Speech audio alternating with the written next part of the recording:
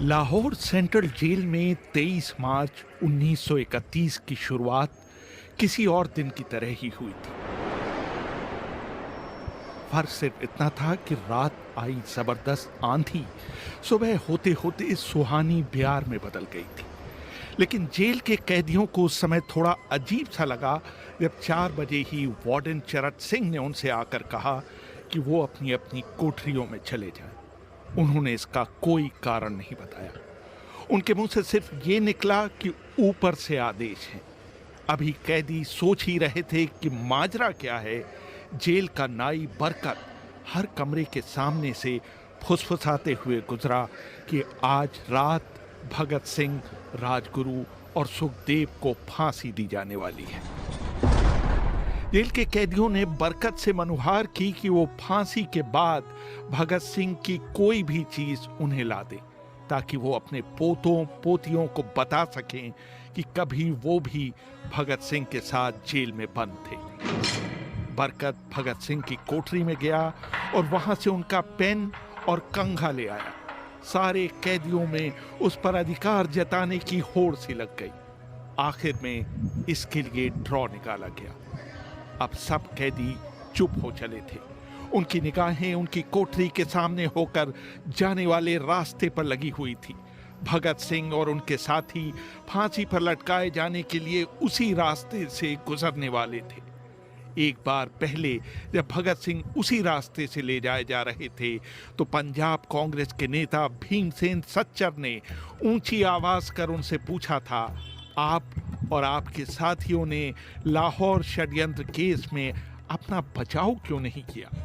भगत सिंह का जवाब था, इनकलाबियों को मरना ही होता है, क्योंकि उनके मरने से ही उनका अभियान मजबूत होता है, अदालत में अपील से नहीं। वार्डन चरत सिंह भगत सिंह के खैर ख्वाह थे और अपनी तरफ से जो कुछ बन पड़ता था उनके लिए करते थे। उनकी वजह से ही लाहौर की द्वारकादास लाइब्रेरी से भगत सिंह के लिए किताबें निकालकर जेल के अंदर आ पाती थी।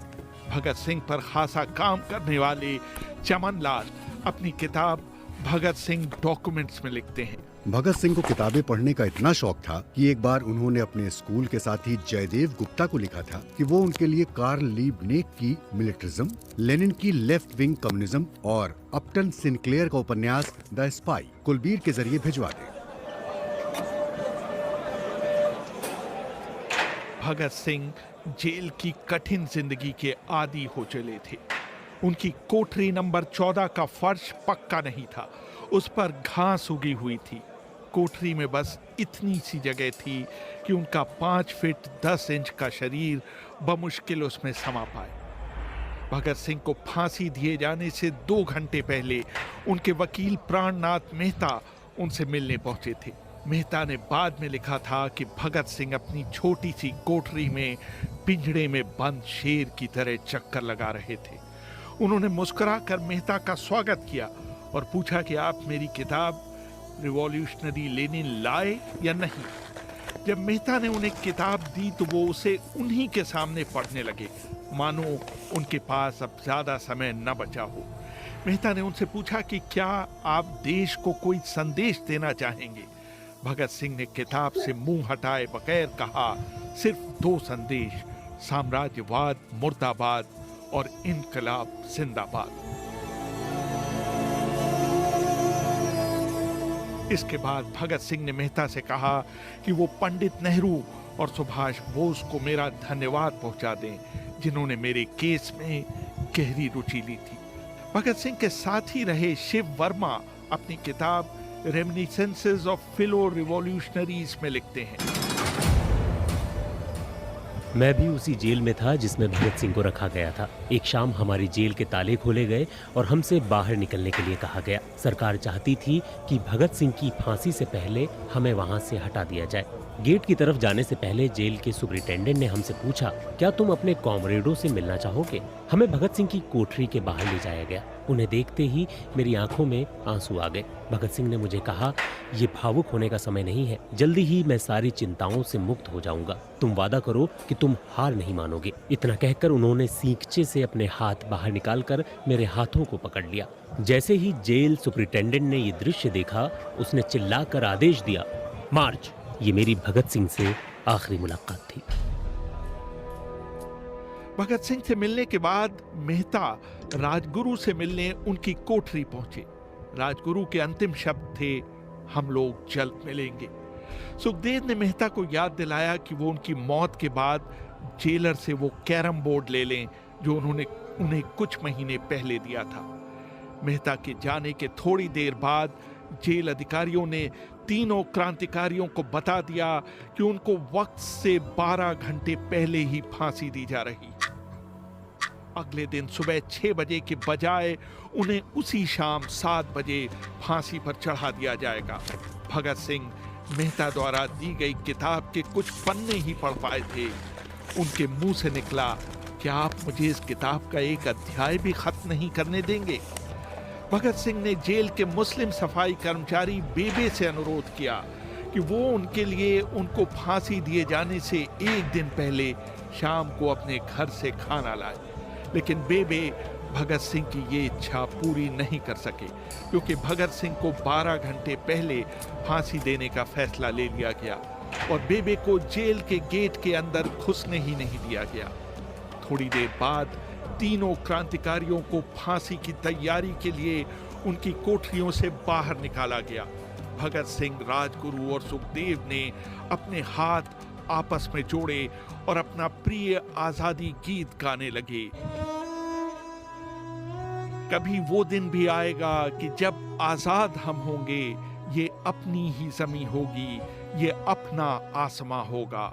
फिर इन तीनों का एक एक करके वजन लिया गया। सबके वजन पहले से बढ़ गए थे। इन सब से कहा गया कि अपना आखिरी स्नान करें। फिर उनको काले कपड़े पहनाए गए, लेकिन उनके चेहरे खुले रहने दिए गए। चरत सिंह ने भगत सिंह के कान में फुसफुसाकर कहा कि वाहे गुरु को याद करो। भगत सिंह बोले, पूरी जिंदगी तो मैंने ईश्वर को याद नहीं किया। असल में मैंने कई बार गरीबों के क्लेश के लिए ईश्वर को कोसा भी है। अगर मैं अब उससे माफी मांगूं तो वो कहेगा कि इससे बड़ा डरपोक कोई नहीं है। इसका अंत नजदीक आ रहा है, इसलिए ये माफी मांगने आया है। जैसे ही जेल की घड़ी ने 6 बजाए, कैदियों ने दूर से आती कुछ पद चापें सुनी। उनके साथ भारी बूटों के जमीन पर पड़ने की आवाजें भी आ रही थी। साथ में एक गाने का भी दबा हुआ स्वर सुनाई दे रहा था, सरफरोशी की तमन्ना अब हमारे दिल में है। तभी अचानक जोर जोर से इनकलाब जिंदाबाद और हिंदुस्तान आजाद हो के नारे सुनाई देने लगे। फांसी का तख्ता पुराना था, लेकिन फांसी देने वाला काफी तंदुरुस्त था। फांसी देने के लिए मसीह जल्लाद को लाहौर के पास शाहदरा से बुलवाया गया था। भगत सिंह इन तीनों के बीच में खड़े थे। वो अपनी मां को दिया गया वो वचन पूरा करना चाहते थे कि वो फांसी के तख्ते से इनकलाब जिंदाबाद का नारा लगाएंगे। भगत सिंह पर किताब लिखने वाले प्रोफेसर मलविंदर जीत सिंह वराइच लिखते हैं, लाहौर जिला कांग्रेस के सचिव पिंडी दास सोंधी का घर लाहौर सेंट्रल जेल से बिल्कुल लगा हुआ था। भगत सिंह ने इतनी जोर से इनकलाब जिंदाबाद का नारा लगाया कि उसकी आवाज सोंधी के घर तक सुनाई दी। उनकी आवाज सुनते ही जेल के दूसरे कैदी भी नारे लगाने लगे थे। तीनों युवा क्रांतिकारियों के गले में फांसी की रस्सी डाल दी गई, उनके हाथ और पैर बांध दिए गए। तभी जल्लाद ने पूछा, सबसे पहले कौन जाएगा? सुखदेव ने सबसे पहले फांसी पर लटकने की हामी भरी। जल्लाद ने एक एक कर रस्सी खींची और उनके पैरों के नीचे लगे तख्तों को पैर मारकर हटा दिया। काफी देर तक उनके शव तख्तों से लटकते रहे। बाद में उन्हें नीचे उतारा गया और वहां मौजूद डॉक्टरों लेफ्टिनेंट कर्नल जे नेल्सन और लेफ्टिनेंट कर्नल NS सोधी ने उन्हें मृत घोषित किया। कुलदीप नैयर अपनी किताब विदाउट फियर में लिखते हैं। एक जेल अधिकारी पर फांसी का इतना असर हुआ कि जब उससे कहा गया कि वो मृतकों की पहचान करे तो उसने ऐसा करने से इनकार कर दिया। उसे उसी जगह पर निलंबित कर दिया गया। बाद में एक जूनियर अफसर ने ये काम अंजाम दिया। पहले योजना थी कि इन सब का अंतिम संस्कार जेल के अंदर ही किया जाएगा, लेकिन फिर ये विचार त्यागना पड़ा क्योंकि अधिकारियों को आभास हुआ कि जेल से धुआं उठते देख बाहर खड़ी भीड़ जेल पर हमला कर सकती है। इसलिए जेल की पिछली दीवार तोड़ी गई। उसी रास्ते से एक ट्रक जेल के अंदर लाया गया और उस पर बहुत अपमानजनक तरीके से उन शवों को एक सामान की तरह फेंक दिया गया। पहले तय हुआ था कि उनका अंतिम संस्कार रावी के तट पर किया जाएगा, लेकिन रावी में पानी बहुत ही कम था, इसलिए सतलज के किनारे शवों को जलाने का फैसला लिया गया। उनके पार्थिव शरीर को फिरोजपुर के पास सतलज के किनारे लाया गया। तब तक रात के 10 बज चुके थे। इस बीच उप पुलिस अधीक्षक कसूर सुदर्शन सिंह कसूर गांव से एक पुजारी जगदीश अचरज को बुला लाए।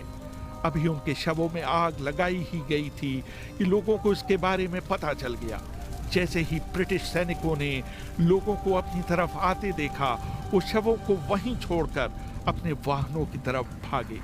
सारी रात गांव के लोगों ने उन अधजले शवों के चारों ओर पहरा दिया। अगले दिन दोपहर के आसपास जिला मजिस्ट्रेट के दस्तखत के साथ लाहौर के कई इलाकों में नोटिस चिपकाए गए, जिसमें बताया गया कि भगत सिंह, सुखदेव और राजगुरु का सतलज के किनारे हिंदू और सिख रीति से अंतिम संस्कार कर दिया गया। इस खबर पर लोगों की कड़ी प्रतिक्रिया आई और लोगों ने कहा कि इनका अंतिम संस्कार करना तो दूर, उन्हें पूरी तरह जलाया भी नहीं गया। जिला मजिस्ट्रेट ने इसका खंडन किया, लेकिन किसी ने उस पर विश्वास नहीं किया। इन तीनों के सम्मान में 3 मील लंबा शोक जुलूस लाहौर के नीला गुंबद से शुरू हुआ। पुरुषों ने विरोध स्वरूप अपनी बाहों पर काली पट्टियां बांध रखी थीं और महिलाओं ने भी काली साड़ियां पहन रखी थीं। लगभग सभी लोगों के हाथ में काले झंडे थे। लाहौर के मॉल से गुजरता हुआ जुलूस अनारकली बाजार के बीचों बीच जा रुका। यकायक पूरी भीड़ में उस समय सन्नाटा छा गया जब घोषणा की गई कि भगत सिंह का परिवार तीनों शहीदों के बचे हुए अवशेषों के साथ फिरोजपुर से वहां पहुंच गया है। जैसे ही 3 फूलों से ढके ताबूतों में उनके शव वहां पहुंचे, भीड़ भावुक हो गई। लोग अपने आंसू नहीं रोक पाए। वहीं पर एक मशहूर अखबार के संपादक मौलाना जफर अली ने एक नज्म पढ़ी, जिसका लब्बो-लबाब था कि किस तरह इन शहीदों के अधजले शवों को खुले आसमान के नीचे जमीन पर छोड़ दिया गया। उधर भगत सिंह की फांसी के बाद वार्डन चरत सिंह सुस्त कदमों से अपने कमरे में पहुंचे और फूट फूट कर रोने लगे। अपने 30 साल के करियर में उन्होंने सैकड़ों फांसियां होती देखी थीं, लेकिन किसी ने मौत को इतनी बहादुरी से गले नहीं लगाया था जितना भगत सिंह और उनके 2 कॉमरेडों ने। कम से कम उस समय किसी को इस बात का अंदाजा नहीं था कि 16 साल बाद उनकी शहादत भारत में ब्रिटिश साम्राज्य के अंत का एक कारण साबित होगी और भारत की जमीन से सभी ब्रिटिश सैनिक हमेशा के लिए चले जाएंगे।